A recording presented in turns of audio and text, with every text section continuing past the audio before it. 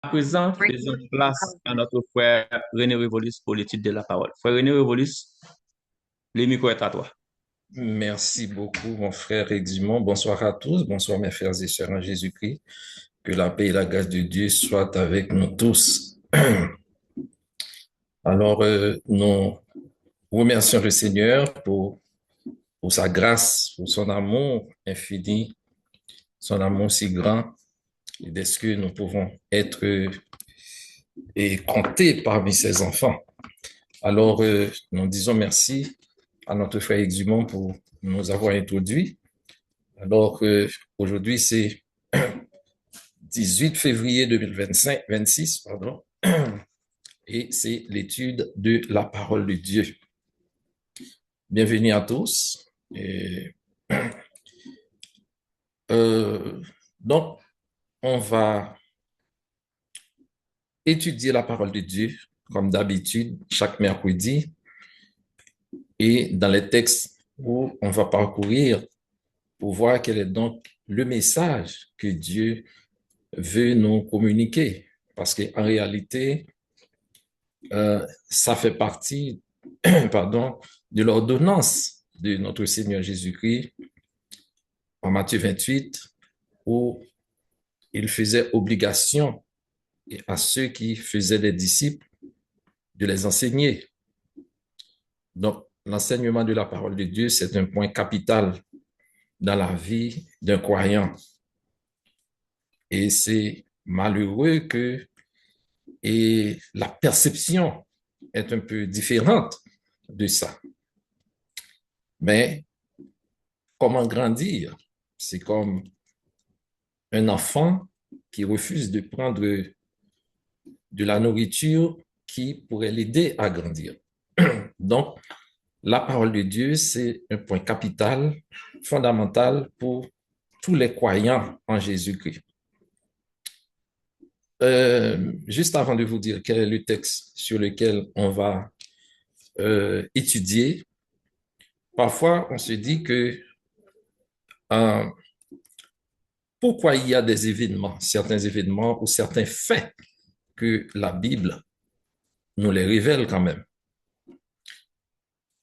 Et parce que nous croyons à ce que nous attendons de préférence, à ce que tout ce que la Bible nous raconte, nous explique concernant les hommes et les femmes de Dieu, sont des choses vraiment impeccables ou des comportements impeccables parce que c'est un serviteur de Dieu, c'est une servante de Dieu et comment on pourrait trouver en eux ou en elles certaines choses.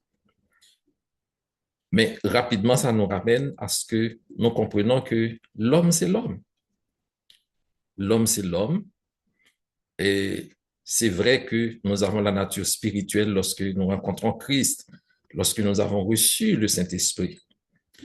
Mais nous allons voir que la Bible nous parle des hommes de Dieu et des femmes de Dieu tels qu'elles sont, tels qu'ils sont, sans rien ajouter, même si Dieu, c'est Dieu qui élève, c'est Dieu qui transforme l'homme.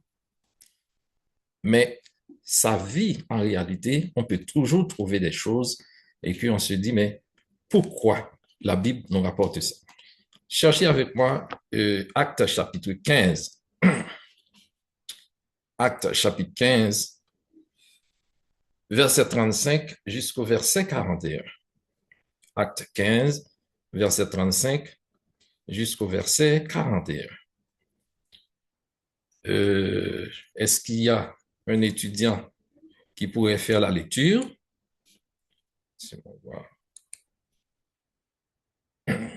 Acte chapitre 15, verset 35 jusqu'au verset 41. Est-ce que quelqu'un pourrait faire la lecture, s'il vous plaît? Paul et Barnabas demeurèrent à Antioche, enseignant et annonçant avec plusieurs autres la bonne nouvelle de la parole du Seigneur.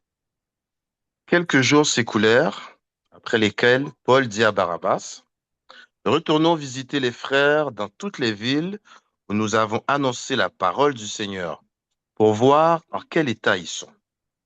Barnabas voulait emmener aussi Jean, surnommé Marc, mais Paul jugea plus convenable de ne pas prendre avec eux celui qui les avait quittés depuis la Pamphylie et qui ne les avait point accompagnés dans leur œuvre.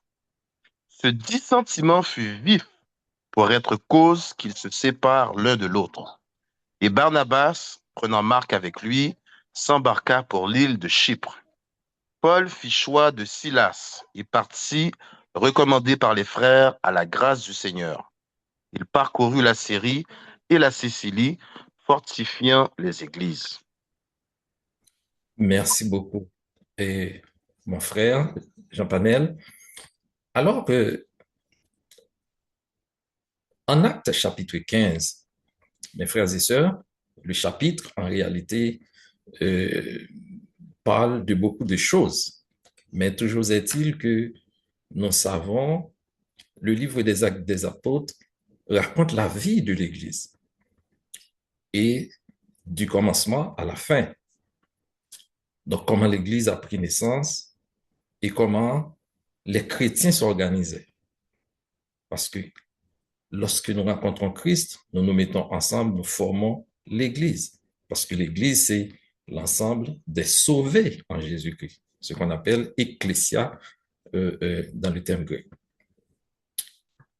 Nous venons de lire un texte, Actes chapitre 15, c'est une partie du texte du chapitre 15 parce que ça parle aussi de la grande conférence qui a eu lieu à Jérusalem. Mais concentrons-nous sur les versets dont nous venons de lire. Au verset 35, verset 36 du chapitre 15, la Bible parle de Paul et de Barnabas. Alors, il faut dire que tout le monde connaît Paul, même ceux qui ne sont pas chrétiens, au moins peuvent dire quelque chose de Paul. Mais Barnabas, c'est un nom peu connu par rapport à Paul. Et ce Barnabas, c'est un disciple de Jésus-Christ. Et il était là même avant Paul. Parce que c'est lui qui allait introduire Paul dans la conférence à Jérusalem, présenter Paul aux autres apôtres. C'est vrai que le nom de Barnabas n'est pas figuré parmi les 12 apôtres de Jésus-Christ ou les 12 premiers disciples, mais Barnabas était une figure de foi dans la vie de l'Église ou des premiers chrétiens, l'Église primitive. Lui et Paul faisaient route ensemble. Nous trouvons que ce Barnabas était considéré comme un homme de foi, un homme de bon cœur. Les deux séjournèrent à Antioche et ils enseignaient, ils annonçaient avec beaucoup d'autres personnes la bonne nouvelle de la parole du Seigneur. Mais nous ne savons pas combien de temps Paul et Barnabas ont passé à Antioche. La Bible ne nous dit pas, ne nous le dit pas, après la conférence de Jérusalem. Donc, ils étaient tous deux à Jérusalem. Mais, et nous pouvons ouvrir une parenthèse sur Galates 2, versets 11 à 16, et probablement c'est là que Paul a écrit la lettre aux Galates. Dans ce texte que nous venons de citer, Galates 2, versets 11 à 16, Paul a fait une petite reproche à l'apôtre Pierre. Pourquoi? Parce que apôtre Pierre, nous savons que c'était surnommé apôtre des Juifs. Et normalement, comme il n'y a pas eu de relation entre les Juifs et les Grecs, ou les Juifs et les païens, apôtre Pierre a refusé de manger avec les païens devant la pression juive. Donc, la Bible nous rapporte ça en Galates 2, verset 11.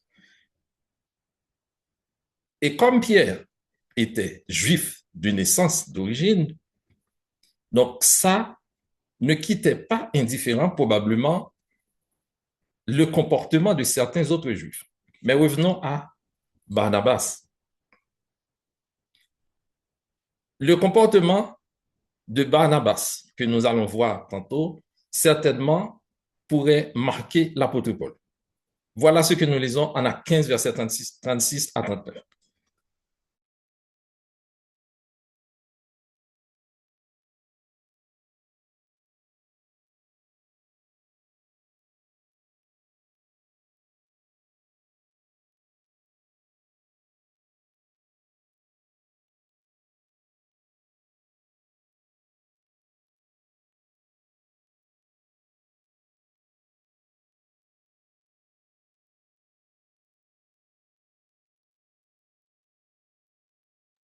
Frère Evolis, on ne t'entend plus.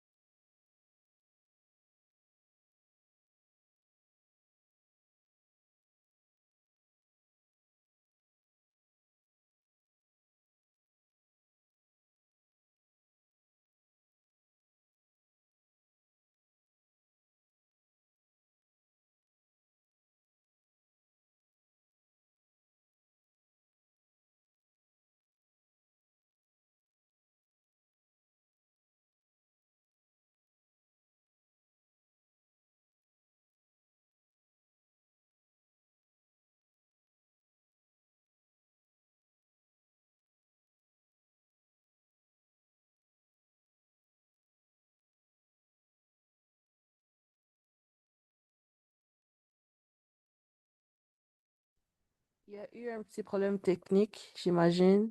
Le frère Volus n'est pas dans la réunion, mais il va revenir. Merci beaucoup, ma sœur.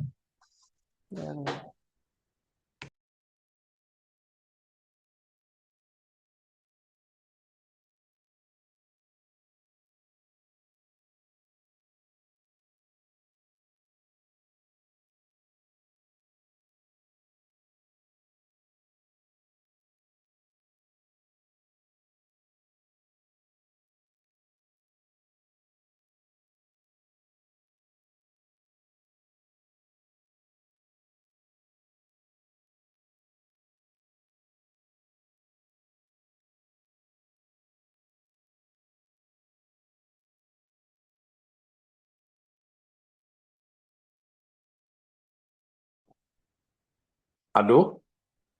Oui, on vous entend maintenant, frère Volus. Ouais, ok. Le signal, malheureusement, était coupé. Je ne sais pas, est-ce que c'est de mon côté ou je ne sais pas trop moment.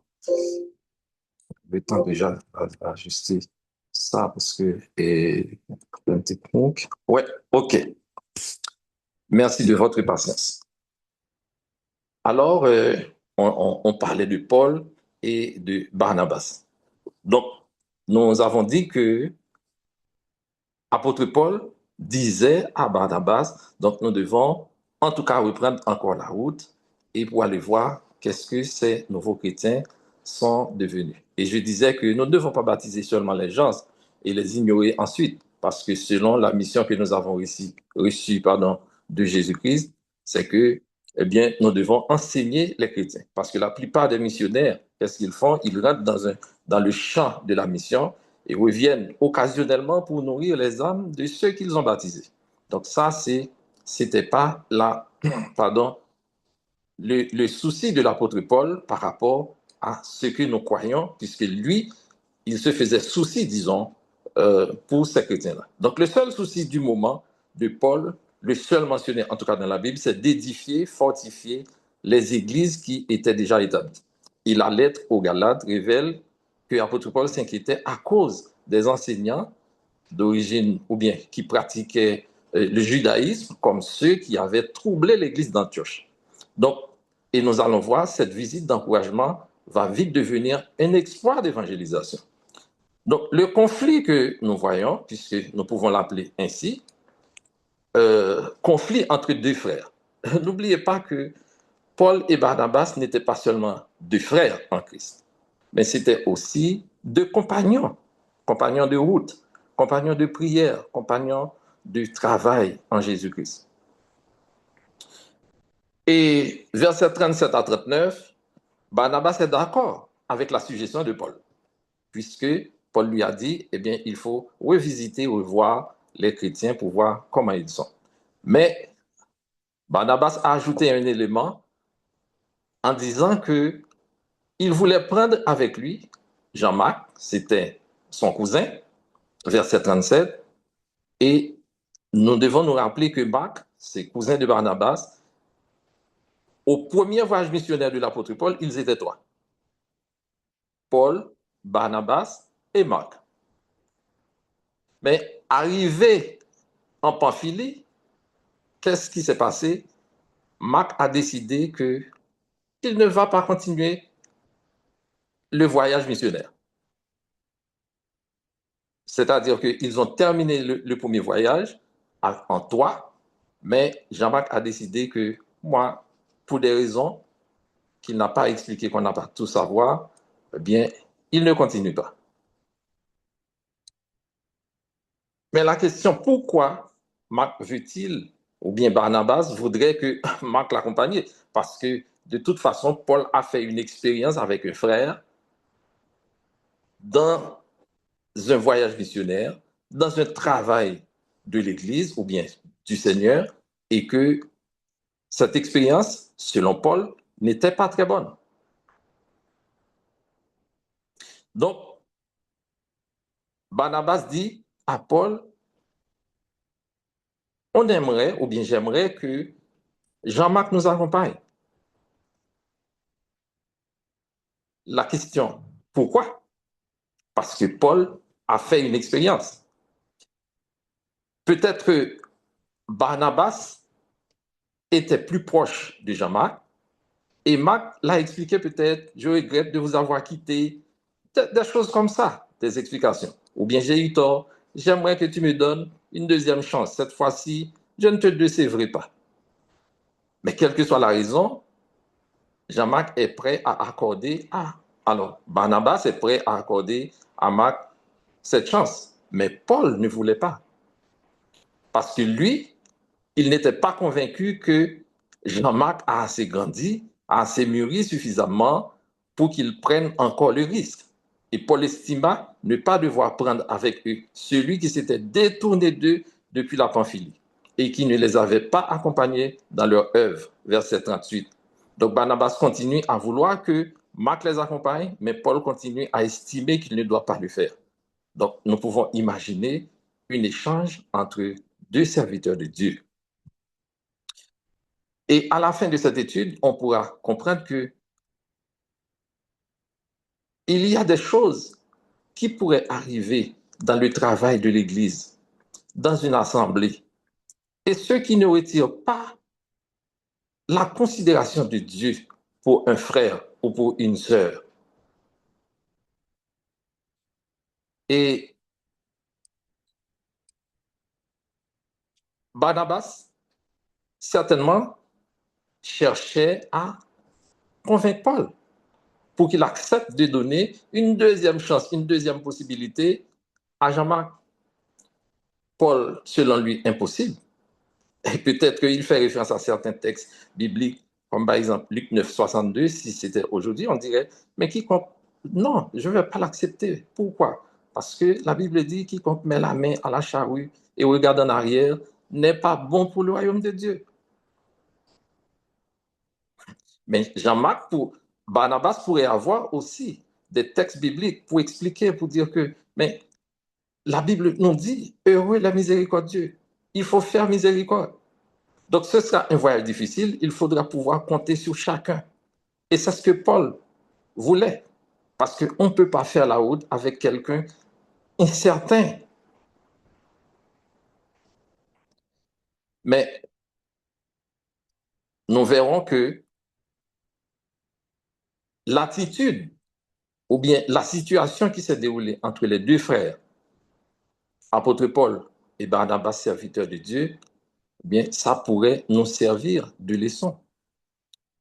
Et Paul, selon lui, ce sera un voyage difficile, donc il faudra en tout cas faire le voyage avec quelqu'un parce que devant certaines situations, si quelqu'un vous quitte au cours de route, et ça peut vous déranger.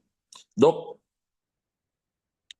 probablement, Paul dit, mais tu veux qu'il soit là parce qu'il est ton cousin.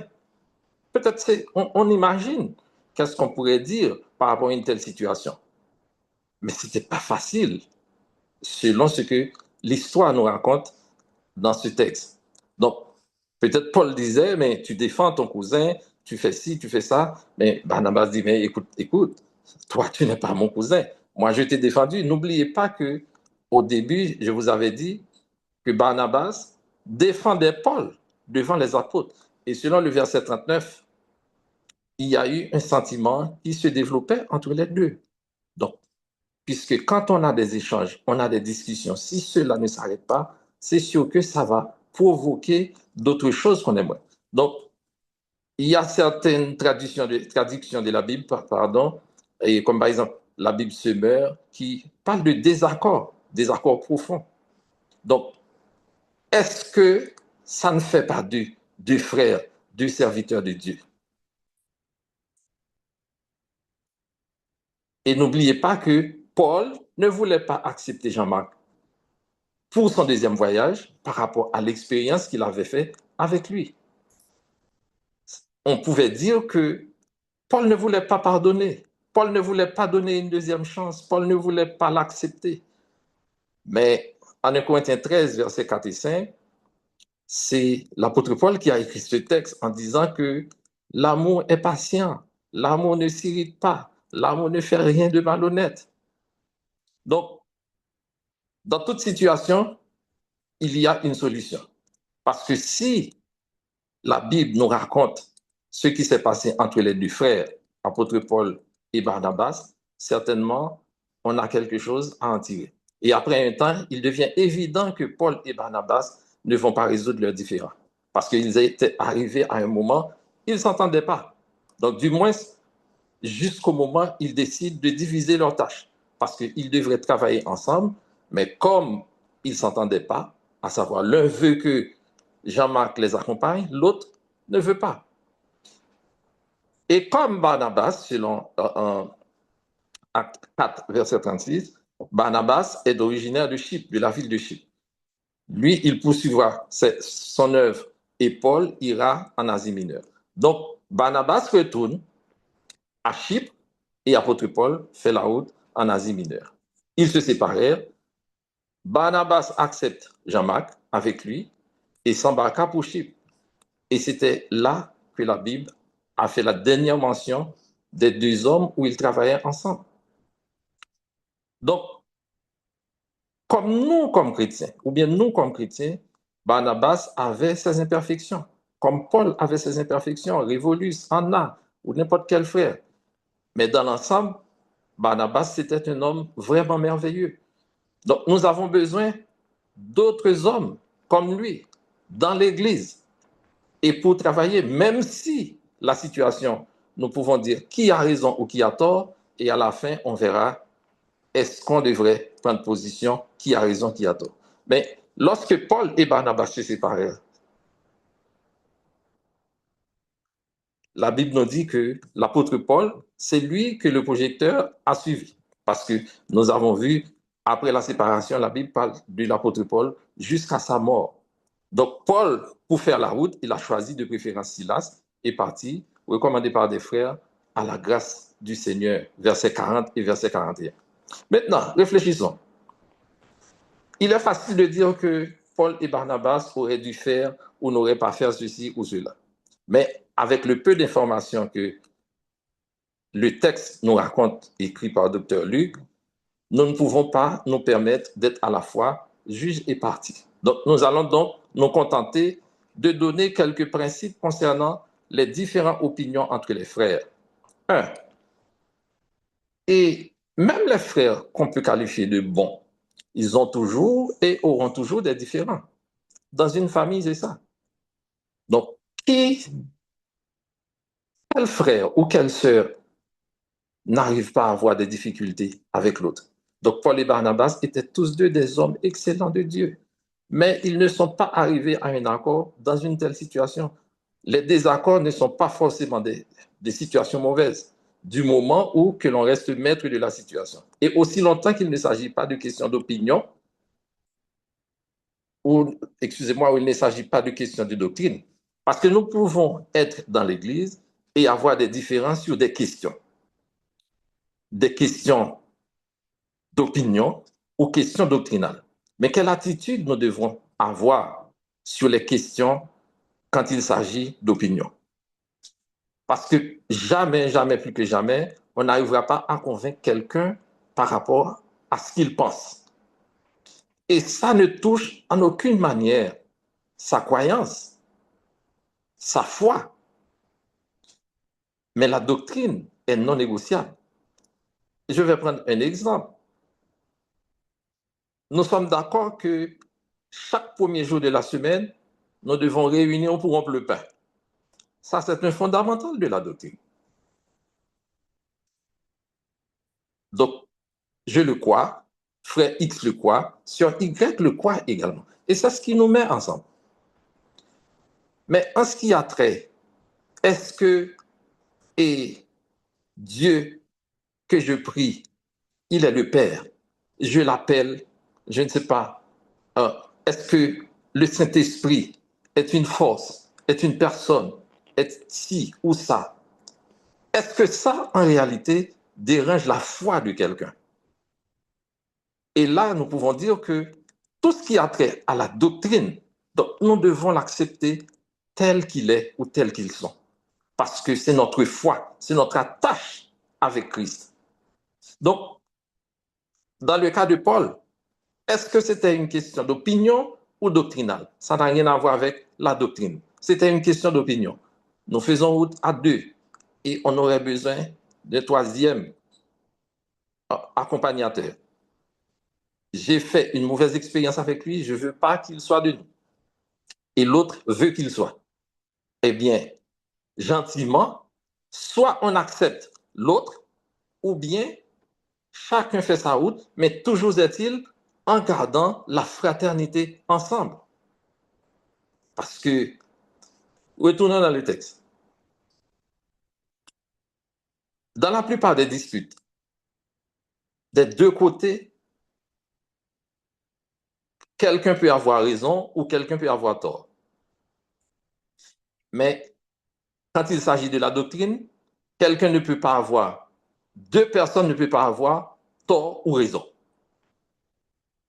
Parce que la Bible soit vraie, toujours vraie, et si quelqu'un a une autre explication, l'une des deux est fausse. Quelqu'un pourrait dire, moi je pense que Paul avait raison, je connais cette situation-là, je sais qu'on ne peut pas avoir confiance en un homme faible, parce qu'on peut traiter Jean-Marc de faible. Donc quelqu'un pourrait dire, non, c'est Barnabas qui a raison. Regardez comment Marc est devenu un grand ouvrier pour le Seigneur. Malgré la situation qui s'était passée, la Bible nous dit que Marc continue à faire le travail du Seigneur. D'ailleurs, c'est lui qui a écrit le livre de l'Évangile selon Marc. Donc, Luc ne dit pas qui a raison ou qui a tort. Le fait que Paul est envoyé en mission avec la bénédiction des frères d'Antioche pour suggérer leur position dans cette affaire, donc on peut dire que rien n'est concluant que Paul avait raison ou Barnabas a eu raison. Donc, frères et sœurs, les deux pourraient avoir tort parce qu'ils ont perdu le contrôle de la situation. Mais les deux pourraient avoir leur argumentation. La vision de Paul, c'est la mission. Donc, il ne veut pas prendre avec lui un homme qui serait incapable de continuer la route, de le décourager, de décourager les autres membres de l'équipe et mettre ainsi en danger la mission. Parce que c'était ça, sa vision. Mais de même, la vision de Barnabas, c'était de ne pas laisser quelqu'un parce qu'il pense que si on le fait, cela risque de le décourager, de le mettre en danger. Donc, Paul regarde les gens et dit, mais qu'est-ce qu'on peut faire pour le travail du Seigneur? Mais Barnabas, lui, il dit, mais qu'est-ce qu'on peut faire pour supporter quelqu'un qui commence, qui travaille avec Dieu pour ne le pas décourager? Alors, et dans le travail du Seigneur, même les plus jeunes sont importants. L'œuvre du Seigneur a besoin de tous. Et ce n'est pas comme dans la loi humaine où on dit quelqu'un a raison parce que quand quelque chose est arrivé devant un tribunal, on peut conclure que un a raison, l'autre a tort. Mais dans la parole de Dieu, même si nous avons des opinions différentes sur un sujet, sur un sujet qui ne touche pas la doctrine du Seigneur, parce que nous ne pouvons pas changer la doctrine, nous ne faisons que la compléter.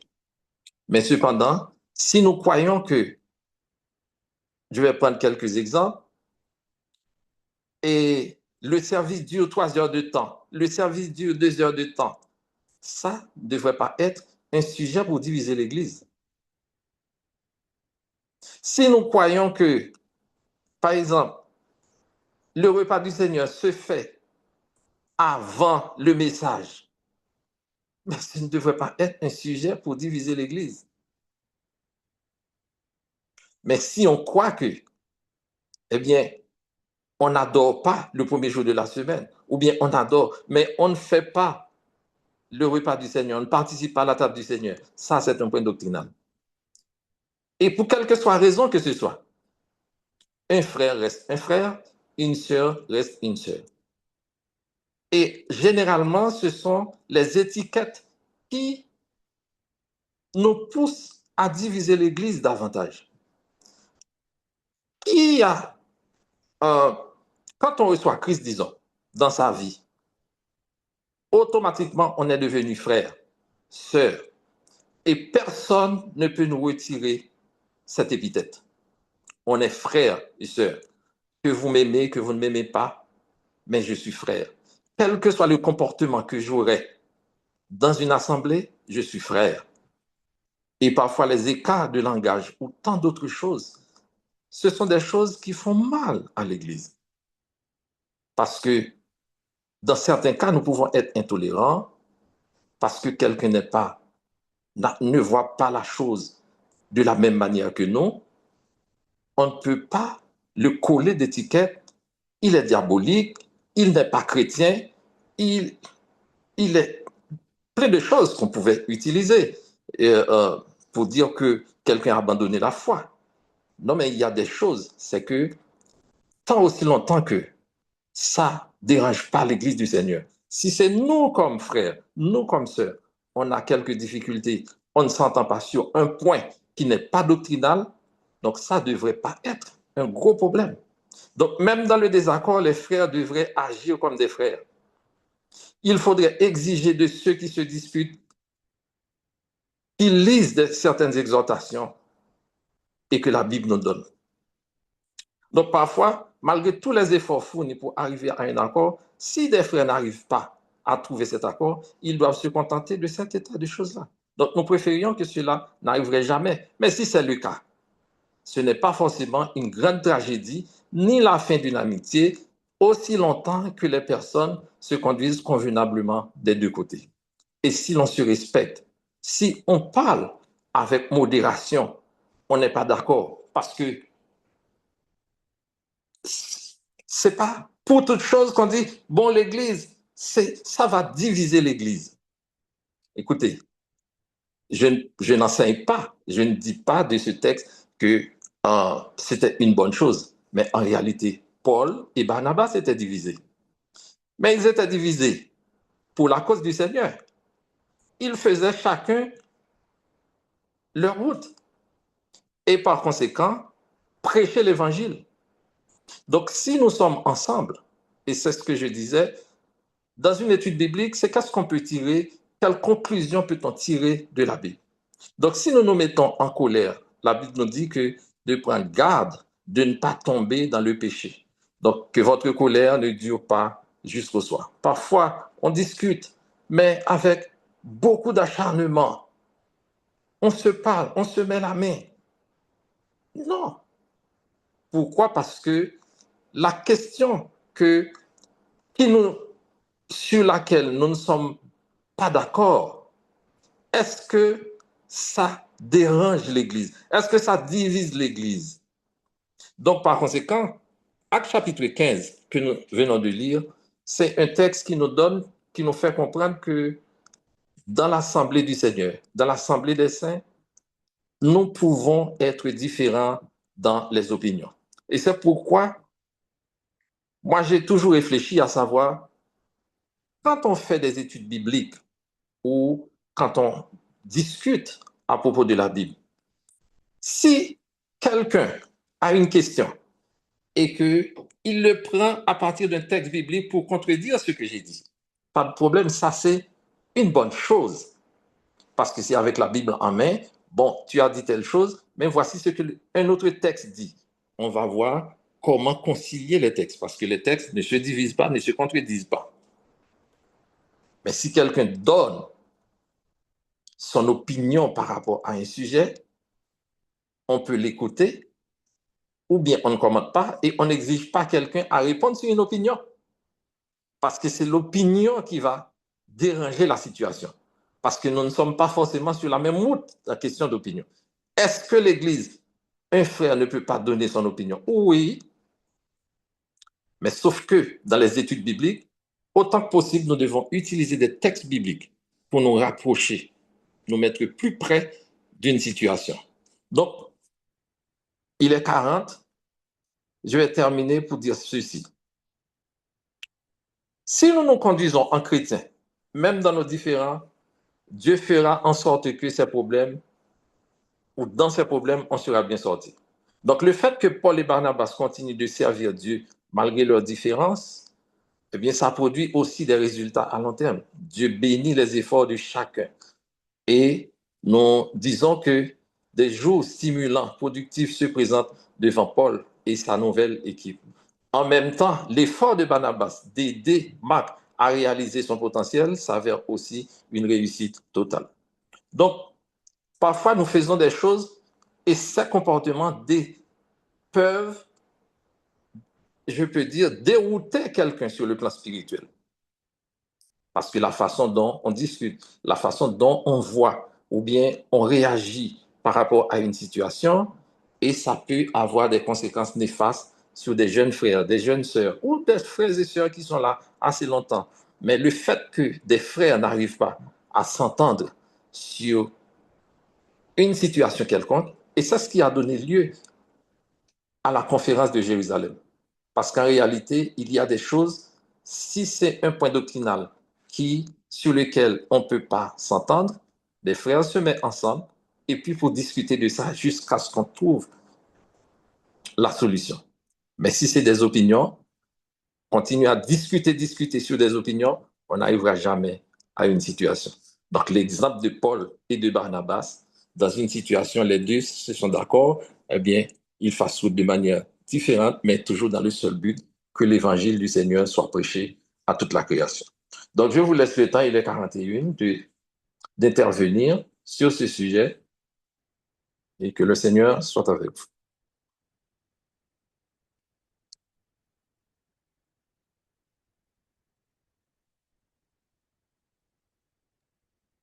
Merci beaucoup. Maintenant, s'il y a des frères et sœurs qui ont des questions, des commentaires, le micro est disponible.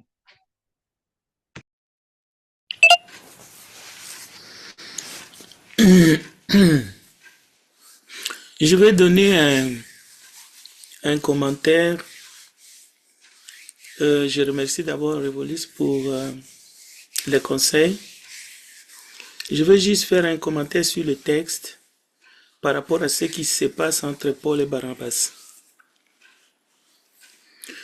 Si nous voulons tirer une leçon dans cette affaire, selon l'analyse que j'ai faite de ces textes depuis plusieurs années, il faut d'abord revenir à l'assemblée où Paul et Barnabas ont été choisis pour une œuvre proprement dite. C'est le Saint-Esprit qui a dit « Mettez-moi à part Paul et Barnabas ». Ça, c'est le premier point majeur qu'il ne faut pas analyser d'ailleurs. C'est un fait. Maintenant, le deuxième point, c'est la dissension entre les deux. C'est le comportement de Marc. Et ce que Barnabas fait, ça se comprend. parce que les deux sont originaires. Maintenant, qu'est-ce que nous pouvons tirer comme conclusion du texte? Et le frère Evolis a bien dit là-dessus. Moi, je vous donne seulement l'éclairage. Le Saint-Esprit met un grand projecteur sur le travail accompli après cette dissension, sur l'œuvre que Paul et Silas vont accomplir. Maintenant, on n'entend plus parler de Barnabas. On ne peut pas émettre un jugement quelconque, positif ou négatif. Ça, il faut le laisser à Dieu et à Dieu seul. Voilà un peu les commentaires que je vous donne et que chacun puisse approfondir les textes tout en laissant ce qui est à Dieu et ce que nous pouvons apprendre de ces textes et de ce qui est arrivé entre ces deux compagnons qui ont été mis ensemble par le Saint-Esprit. Nous pouvons tirer les leçons et chacun doit faire attention parce que ça peut arriver dans les ministères où deux personnes sont mis ensemble par l'Esprit de Dieu pour servir dans une assemblée et du coup, pour des raisons, nous sommes les gens qui sont sortis du même coin patriotique et on voit deux personnes qui vont prendre un chemin, soi-disant, et aussi ils vont servir Dieu. C'est ça l'erreur qu'il ne faut pas faire. Il faut toujours savoir qui te donne un collaborateur dans le ministère. Est-ce que c'est ton propre choix? Est-ce que c'est le hasard qui fait les choses? Ou est-ce que c'est Dieu qui a scellé les cœurs? Que Dieu vous bénisse. Et merci à Revolis pour ces bons conseils. Merci, Frère Frédéric. Merci beaucoup. Quelqu'un d'autre?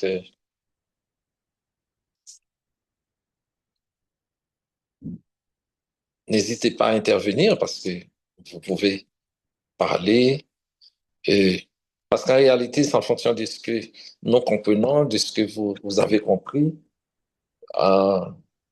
d'une étude biblique parce que c'est pas toujours les mêmes personnes d'intervenir. Donc, toutes les interventions sont bienvenues, mes frères et sœurs. Surtout nos sœurs. Intervenez, donc, discutons. Oui, bonsoir. Oui, bonsoir, mon frère. Oui, merci pour l'étude que vous avez faite ce soir. Je pense que c'était très bien pour nous éclairer. Et je veux juste renforcer, comme vous avez dit, lorsque, par exemple, on a des divergences d'opinion par rapport à la Bible, toujours quand c'est quelque chose qui n'est pas doctrinal, qui devient une opinion, il faut toujours avoir des réserves quand on les met. Peu importe qui on est, qu'on est la personne qui pose une question, qui fait un commentaire, ou même aussi des fois qu'on va être celui qui est sur la chair. Lorsque ce n'est pas une question doctrinale, il faut faire attention quand on émet le commentaire, parce que souvent, ça peut être très tranchant et on peut faire fausse route.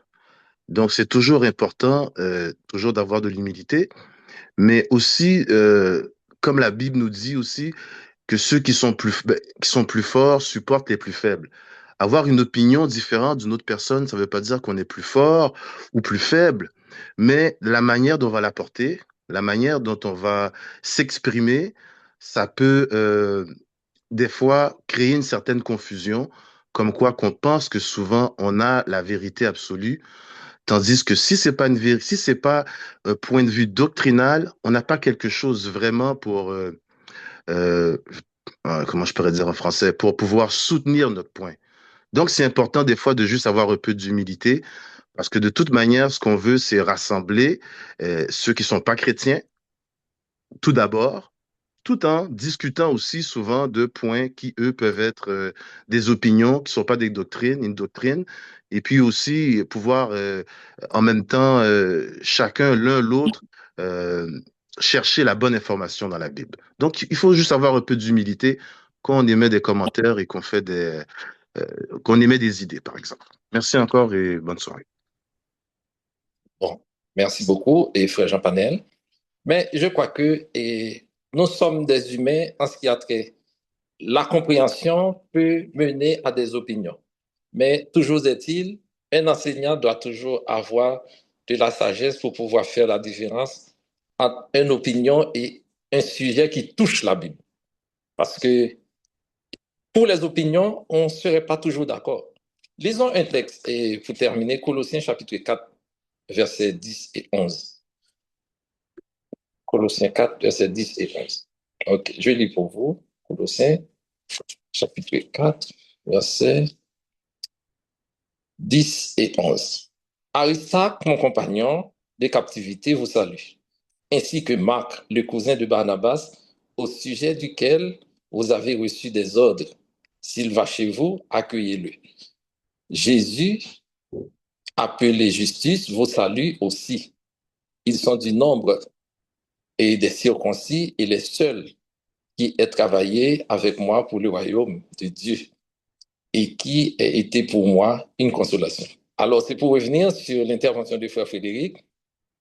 Et nous avons beaucoup de textes où Paul et Marc s'étaient réconciliés.